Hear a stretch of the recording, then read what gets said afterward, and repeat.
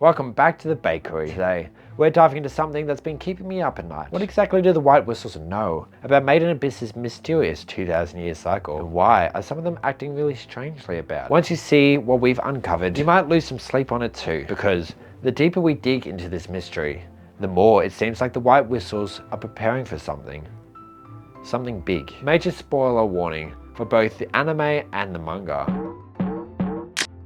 Let's start with our most eccentric white whistle, Bondrewd.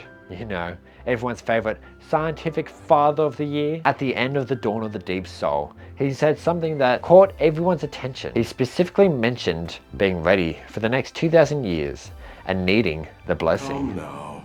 Preparations for stepping into the next 2,000 years are now complete. Let us witness the dawn together. Ready for what, exactly? And it's not just some throwaway line either. This is Bondrewd we're talking about. The same guy who established the Idaho Front Research Facility in the deepest part of the 5th layer. The same guy who's been conducting all those experiments. Everything he does has a purpose. So why is he so focused on this cycle? But Bondrewd isn't the only white whistle acting strange. We've got Srajo, who seems to know way more than she's letting on. And unlike our cryptic friend Bondrewd, Srajo's actually revealed some mind-blowing information about what this cycle really is. According to Srajo, what everyone's been calling the birthday death disease isn't just some random plague, it's actually something called the breath, mentioned in the original version of the Song of Hariyomari. Yeah, that ancient song that keeps popping up, turns out it's more important than we thought. But here's where it gets really interesting. Srajo drops another bomb. Certain people, those who the original scripture calls flawed, might actually be immune to it. In the first layer, we find 3 distinct groups of praying skeletons. This isn't just some random burial ground. These skeletons tell a story. One group dates back 2,000 years, another 4,000 years, and the oldest 6,000 years old. All of them found in praying positions. All of them marking the end of a cycle. That's not a coincidence, folks.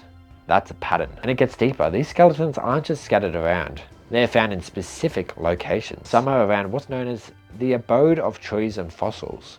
Others are carefully preserved in burial towers. Someone or something wanted these remains to be found. Then we have Ozen. She's been around longer than most, and she's been investigating something very specific, what she calls the sole survivor of the curse. This ties directly back into what we know about the birthday death disease. It's even more terrifying than it sounds. Let's break down what we know about the disease. People fall horribly ill on their birthday. No matter what medical treatment they receive, they die by the end of the day.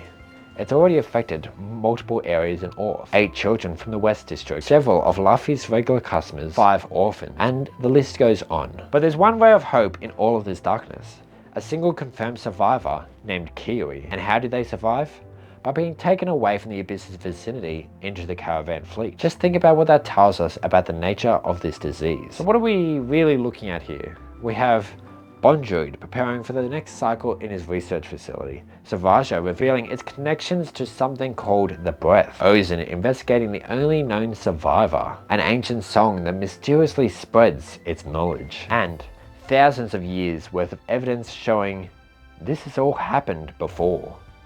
When we put it all together, it's clear the White Whistles know something big is coming. They're not just studying the cycle. They're actively preparing for it. Bondrewd with his experiments, Ozen with her investigations, Srajo with her knowledge and the original scripture. But here's what keeps me up at night. We're due for another cycle, and this time, we might actually be able to understand what's happening, thanks to the breadcrumbs these white whistles have left us. What do you think they're not telling us? What other clues have you noticed about the 2,000-year cycle? Let me know your theories down in the comments below. And if you enjoyed unraveling this mystery with me, don't forget to hit that like and subscribe for more Abyss mysteries. Stay safe in the Abyss, Delvers. Unless you're Bondrewd. And then maybe just stay in your lab and keep your blessing to yourself, okay?